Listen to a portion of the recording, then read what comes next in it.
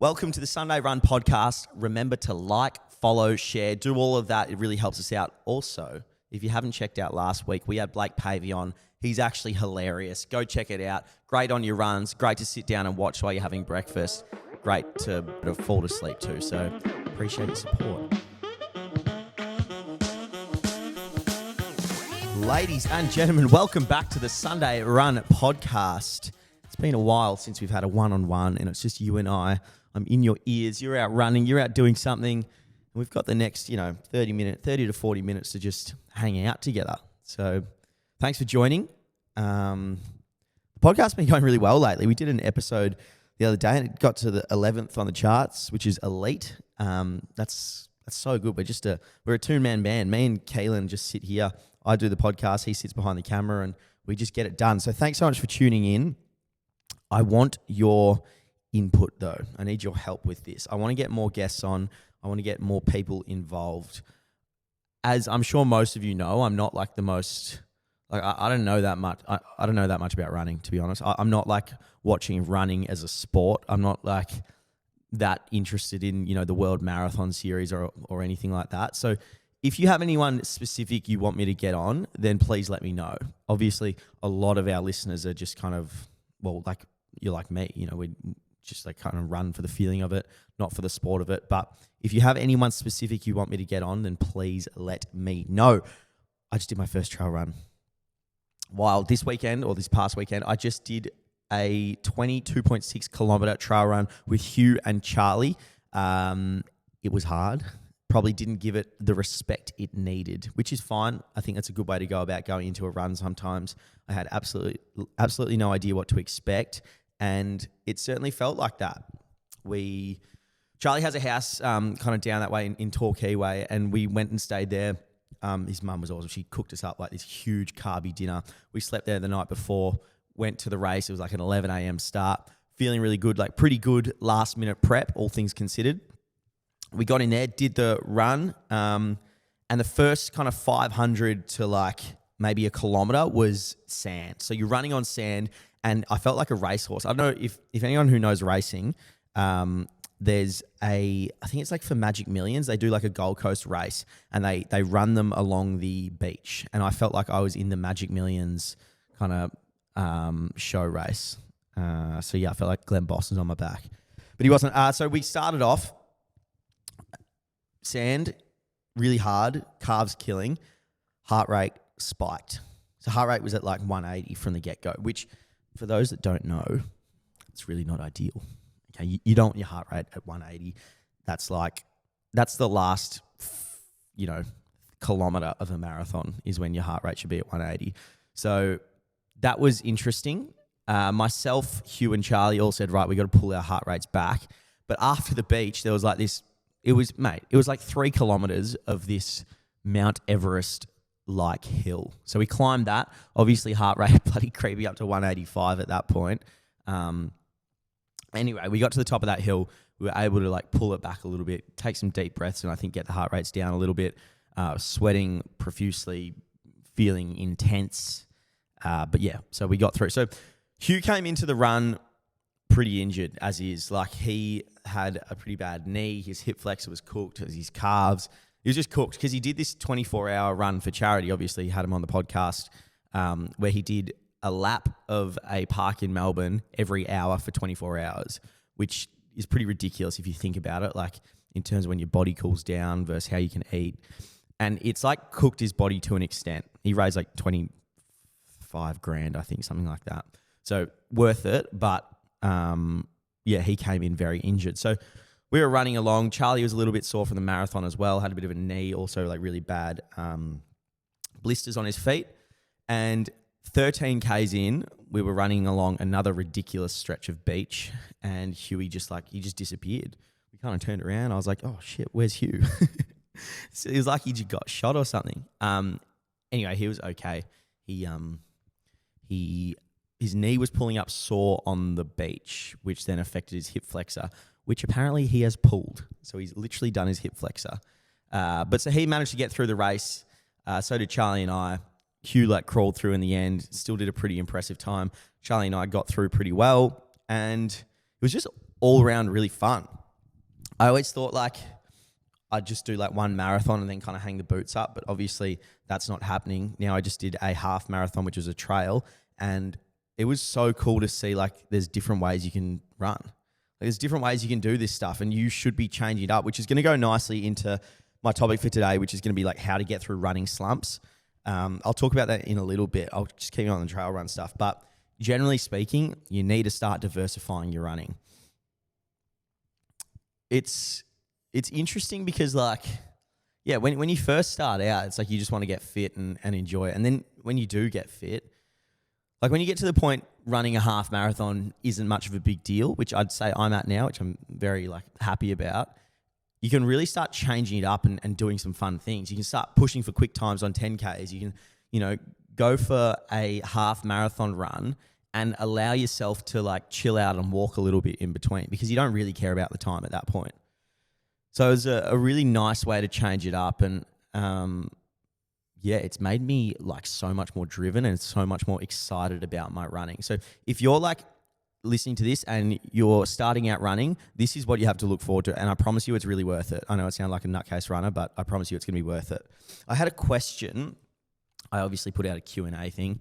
And Jamie VO says, what was your preparation like for your trail run the other day? So my preparation was not great. Like how long did we take? We took a week to decide. So I got told about the run a week before. I messaged the boys, said, hey, should we do it? They said, yep, let's do it. And that was our preparation. Obviously, stayed off the beers, did what I could in terms of like running stuff. I did a longer run on the Tuesday, which I think was 15 Ks from memory. I did another one that was 8 Ks the next day, and then I did another one that was 3 Ks. I think it all came up to about 23 Ks or so.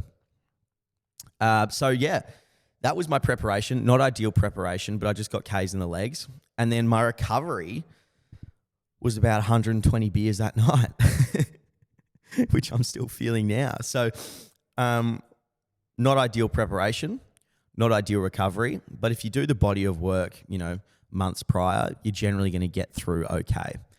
So it's quite an interesting one. And my recovery after the race was interesting in that I have had no niggles. Like I have had, my calves are sweet, my back's good, like my quads, everything is fine. My brain was a little bit sore after, drinking some alcohol, but that's the price you pay, isn't it? So yeah, all in all, trail running, it's really cool. It's an exciting time, and it's actually made me really excited for like potential. Like if you're listening to this, like think about how far you could go with that. I've got a drone. I've got a relatively steady income, and I've got the ability to pack up and go anywhere I want in the world with not much holding me back. So you think that through and you tell me some good ideas. What runs are next? Great question. Thanks for asking. I don't know at this stage. Like, I just want to, keep chipping away. Obviously, I want to do the Melbourne Marathon, which is going to be in October, I believe. I'll do that alongside my great friends at Brooks. I'll do, I think there was like Run for the Kids was one as well. And so all those sorts of things. But I want to start changing it up more and do like get on this circuit of trail runs. I felt a huge sense of camaraderie with Charlie and Hugh chopping through the trail run. And there was a point there where I was, on that trail run running next to Charlie. We were in the absolute hurt house. And I turned to Charlie, I was like, look at us, mate. Like, after we did the marathon, I didn't think we'd be back here this quickly. And sure enough, we are back in the hurt house running next to each other. So yeah, I'd say next kind of runs are going to be those more trail runs. The beauty of the trail running thing, sorry, this is like one of the last things I'll say on it, but the beauty of the trail running thing is that it kind of feels like a game of footy for me. And for those that don't know, I was signed to play at Wangaratta this year. All this running stuff happened, and essentially like it just doesn't make sense for me to keep playing footy when I'm so reliant on my body at the moment. And I've really missed it, to be honest. Like I've missed footy a lot. It's been a tough decision, and it's almost like an identity crisis to an extent. But put all that behind me, and doing trail runs, it's a little bit like playing footy. You're in a team, change the narrative from me to we, and you're good to go. Got some travel coming up this year. In fact, I've got some travel coming up pretty soon. Just before this podcast, I jumped on and I messaged the right people and said, can I talk about it? And I haven't gotten a response from one. The other one said no. So that's all I got for this segment. But just know that, I got some like really big travel plans coming up. I'm low-key doing a world tour with no fans. So if you see me in a city or a state near you, come say g'day. I'm sure you'll see my Instagram stories, but yeah, I'll have lots of correspondence on that before I leave and before we get into it. So topic 1 today is going to be how to get through running slumps. Running slumps are pretty annoying. They're quite easy to identify and everyone goes through them, whether you're a professional, whether you're just a hobby runner or you're just starting out.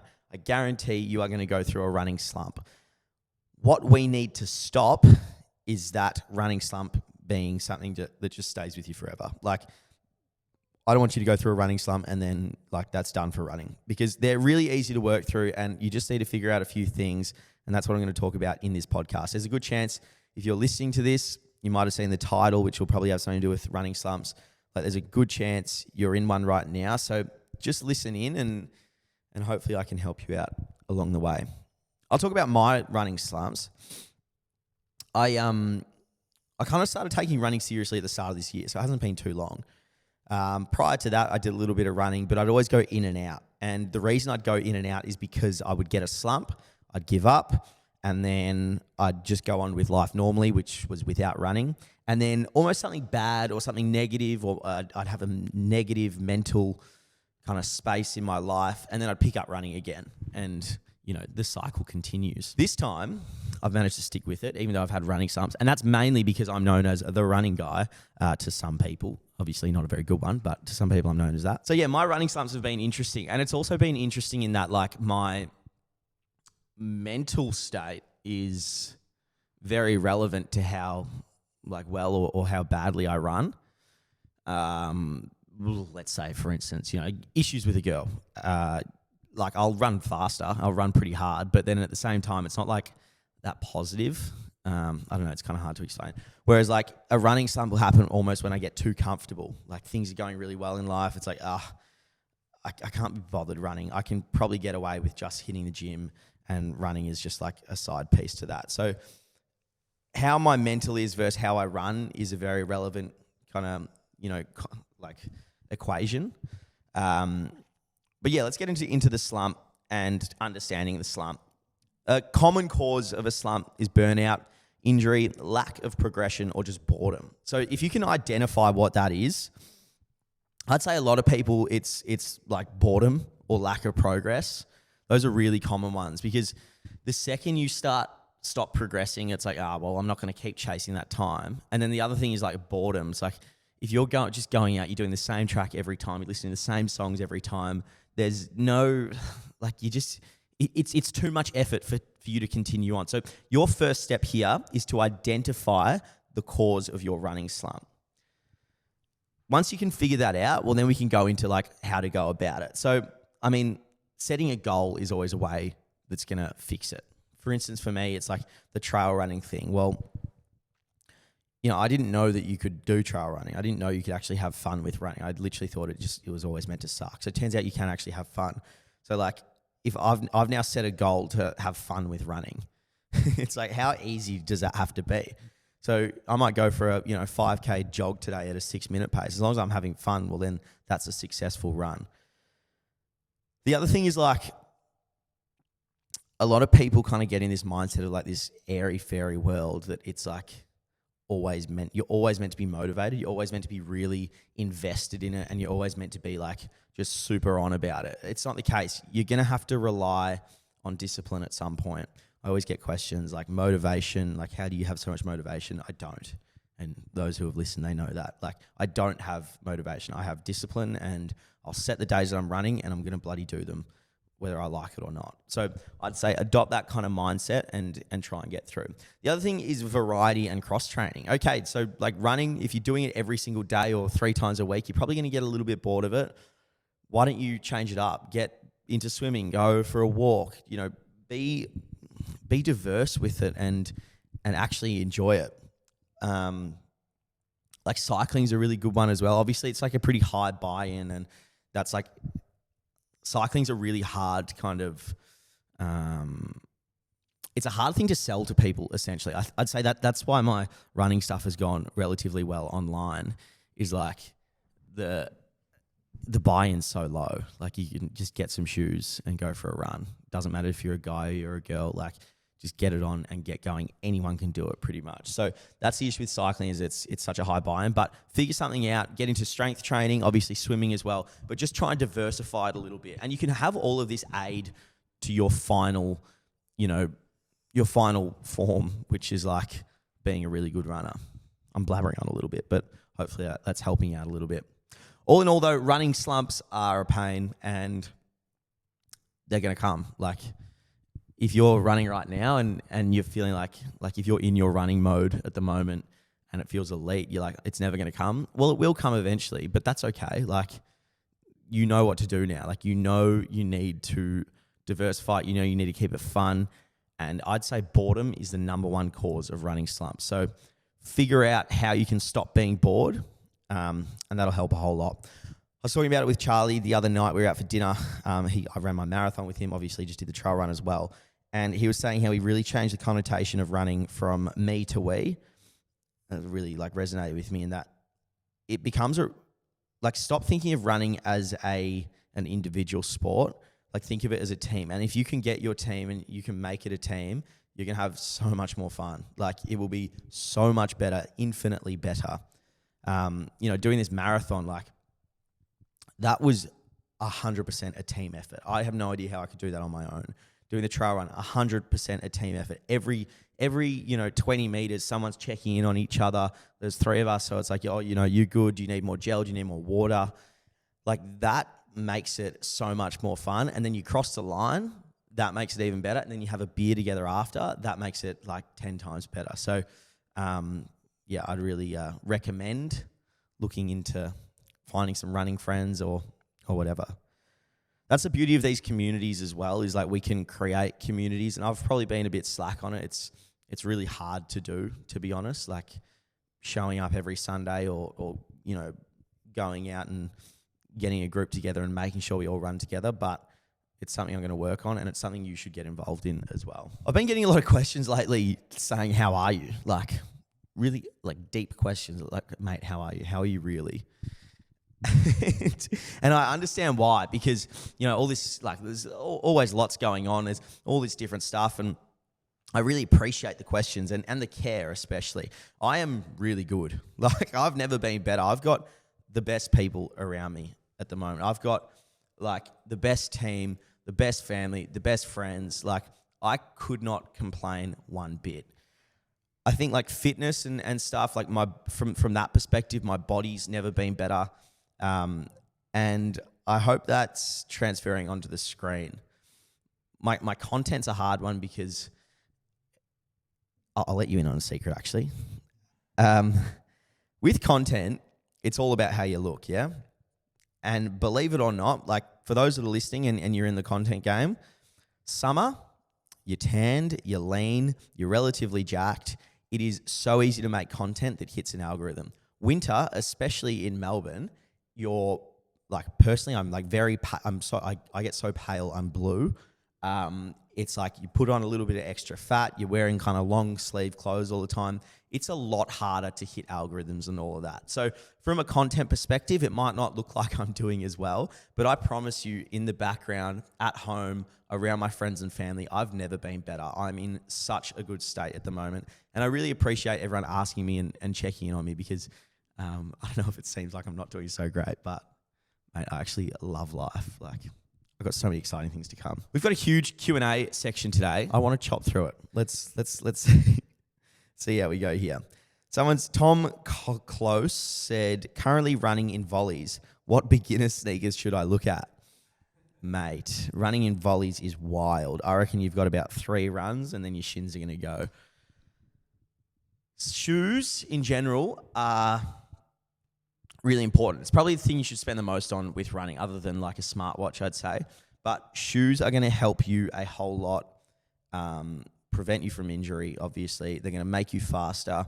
And in general, like good kit is going to motivate you a whole lot more. When people ask me, I should have mentioned this in the slump question, like if you're in a slump, buy some new clothes. If you can afford it, buy some new shoes, buy some new clothes, kit yourself out, feel a whole lot better. What shoes should you get? Okay, so I'm sponsored with Brooks. Let me just preface this by I'm sponsored. I'm obviously only going to say Brooks. I actually have no idea about any other shoe brands because like I'm not that invested into the shoe world. All I know is every single pair of Brooks I've ever worn feels elite. I've got a example for you, real world example. Hugh and Charlie, I organised for them to get some new Brooks trail running shoes for the trail run we did. They had never worn them before, and the number one rule on race day is don't try anything new. They put brand new shoes on. They'd never worn them before, and they both got through absolutely fine. You do that with any other shoe brand, you're going to be in a lot of trouble. So Brooks, always the way to go. Now, which Brooks should you get? Often, like for general running, the Brooks Ghosts are elite. Like Brooks Ghosts, they can do everything, and I absolutely love them. For like longer distance, you know, like a bit more cushy, maybe a bit more bounce, the Glycerin, they're elite as well. And then if you want to get into the faster stuff, check out the Hyperion Elite or what was the other ones? I've forgotten the name of the other ones. But anyway, check out Brooks. I promise you they are really good. Get away from those volleys. You're going to need a whole lot more support than that. Any tips or advice for preparing for the Gold Coast Half Marathon? Half marathons are interesting. I remember my first half marathon, I was really nervous if I was going to be able to get through it. I was like, oh no, like what if I can't make it? I have to walk home. What if, you know, I do this? That was the Melbourne half marathon last year. And it was not an issue at all, to be honest. Like I'd done a fair bit of training for it. I ran like a 4:24 pace half marathon, heart rate through the roof, but got it done very easily. I promise you, you're going to be all right. You just need to be making sure you're doing a good training block. Give yourself 2 or 3 months, if possible. I don't know when the Gold Coast Marathon is. I think it's very soon. But generally speaking, like it's all about the months you do leading up to it. You don't have to be training super hard. You just need to be building up that aerobic base, and that'll kick in the last bit. In terms of nutrition, before the race, I'd say 2 days before, you want to start carb loading. This is especially for the longer marathons, but you should do this for your half as well. It's good practice regardless. Carb loading is interesting because you're just trying to pump your body full of carbs, and then on race day you feel pretty heavy, but you get through and you don't hit a wall. So I think for the marathon I had like 600 grams of carbs the day before my run, which is a heap of carbs. But figure out how you can get carbs in. I'm talking pasta, I'm talking rice bubbles, I'm talking LCM bars, just pumping them. Obviously a lot of electrolytes as well. Salt is really good. Look into your salts. And then day of the race, you know, big breakfast, big carby breakfast, so like oats, rice bubbles or something like that. A lot of salts, and then get into your run. You'll be sweet. Have a gel or two. But yeah, good luck, and good luck to anyone running in the Gold Coast Marathon. I think it's very soon. Tips for better/quicker recovery for 3+ sessions of running per week. So quick recovery, like in terms of, I feel like there's 2 different kind of recovery. So first one would be like after a game of footy, it's like I always get asked, how do you recover as quick as possible? My first thing to say is like, firstly, sleep and diet, obviously, but thirdly, get moving. If you can go for a walk after a game or the next day, you are going to feel infinitely better. Whereas for this, it's like you want to recover as quick as possible for 3 sessions a week. It's all about your sleep and all about your diet. High protein, make sure you're supplementing right in terms of magnesium, like daily, like vitamins and all of that. I'd look into those. And then, yeah, your sleep. If you're not sleeping well, game over. So check those things out. Another question here. Do you have a girlfriend? No, I don't have a girlfriend. However, I just got told by producer Keelan that it's actually did the Taylor Swift tickets come out today, mate? Pre-sale of Taylor Swift announced today.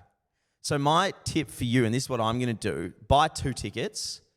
I don't have a girlfriend at the moment, but if you just buy 2 tickets now, then like you're setting yourself up for the future. Okay, so for those that don't know, Taylor Swift, she should be paying us actually, and buy your tickets. And then if you have a girlfriend in at that point, then you're laughing. So thanks for the question. Thanks for writing in. What do you recommend someone transition from beginner to intermediate program? Oh, when do you recommend someone? So this is for the Sunday Run programming.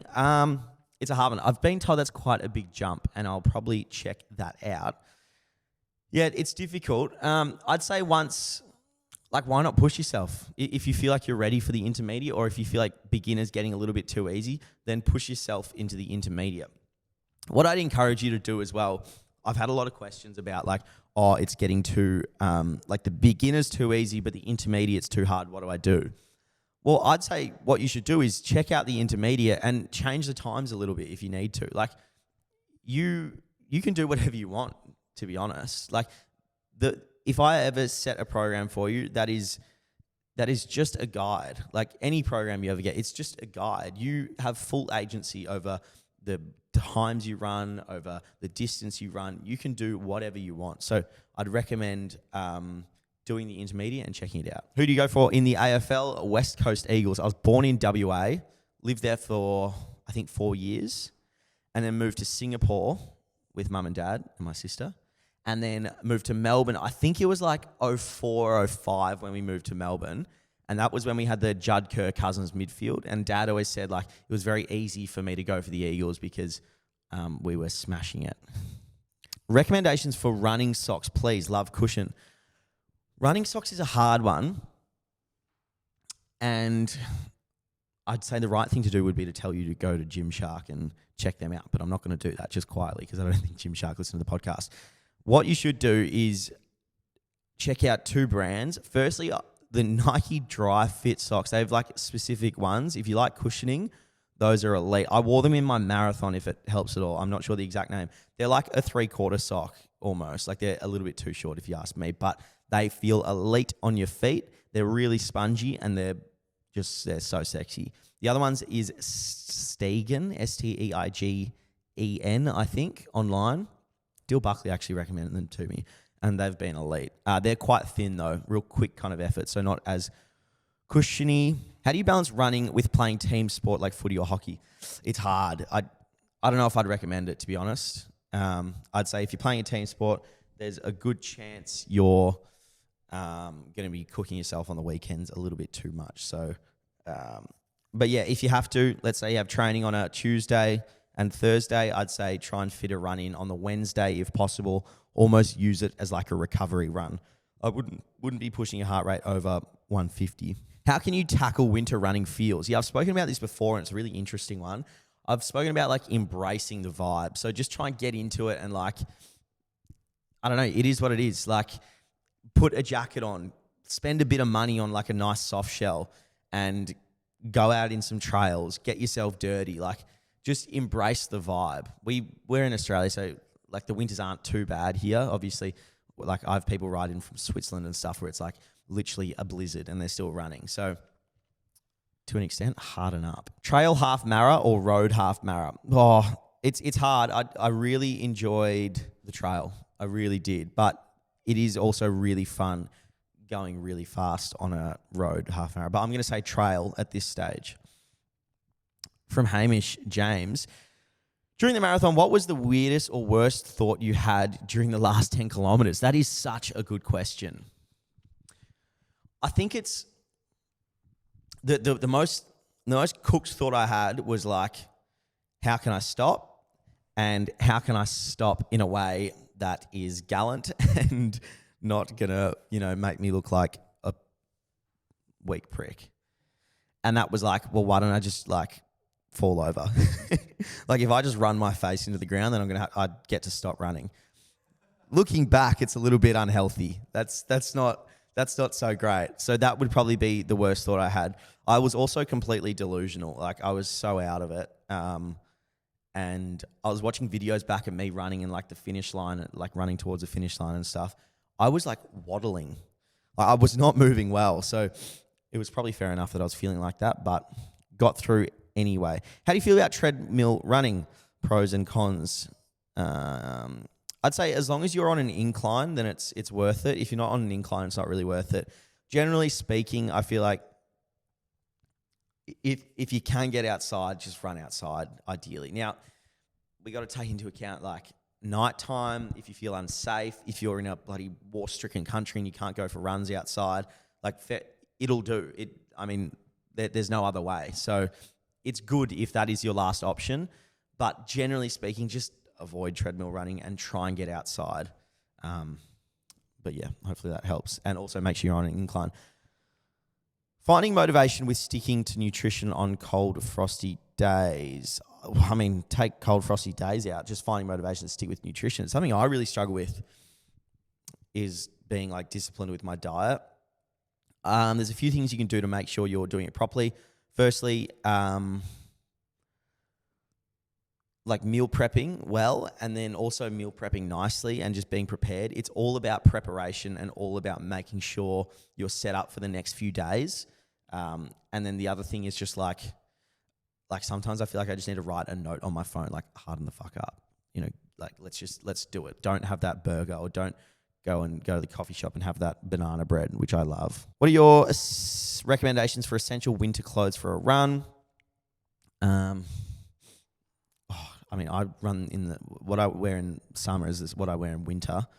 You just got to get going and get warm. Generally speaking, though, a good soft shell jacket should help.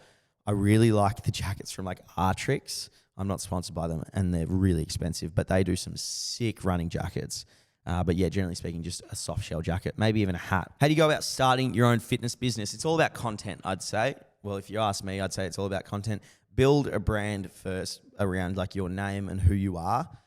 And then from there, you can kind of grow. I see a lot of people start with the business first, which I suppose is kind of what we did with NTF, but we put more emphasis on the social side once we figured that out. But like you see people start with like the business first. Hey guys, I'm Louis, I'm selling programs. It shouldn't be like that. It should be like, hey guys, I'm Louis, this is why I'm great, for like 6 months, and then start selling programs and then start selling apparel. I wouldn't start with, like trying to force product down people's throats, because it's not going to be well received. Walk us through your marathon taper and what you did to stay fit but be ready for the run. Yeah, I only tapered for a week, and I almost reckon I could have tapered for 2 weeks. But my issue was, firstly, like content and stuff, and then I just felt like I think I missed a whole week of running due to being sick. So I was just playing catch up. If I had ideal marathon prep, I'd say 3 months of like periodized training, building it up, and then a 2-week deload. So yeah, I don't know. I'm not a professional at all, any of this. Do you use creatine for muscle growth? I don't use creatine at the moment, but I probably will just before summer get a little bit more size on, and then do a little cut, and then make that content again that hits all the algorithms. What's your nighttime routine?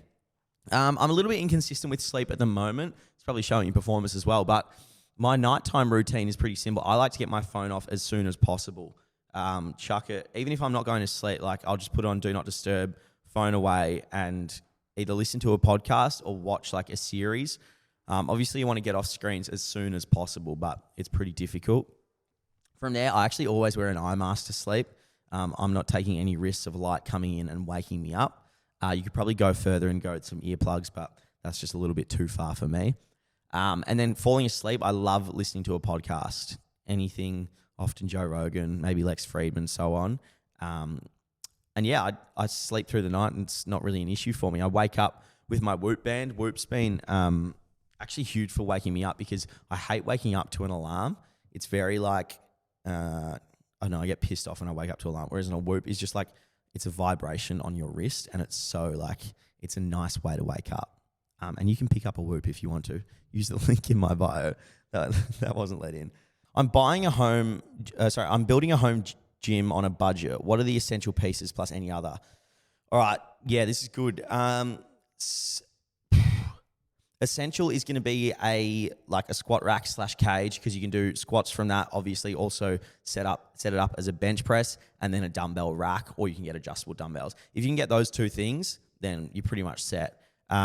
I'd go a little bit further, get an easy bar as well. And that's pretty much all you need, if I'm honest. Like, you can do 99% of exercises. So get a cage or like a squat rack. You can get a bench out of that as well. Obviously, you need an adjustable bench, and then get a dumbbell rack, or you can just get like an adjustable bench press. Thank you guys so much for listening. Really appreciate it. We'll be back next week with a better episode.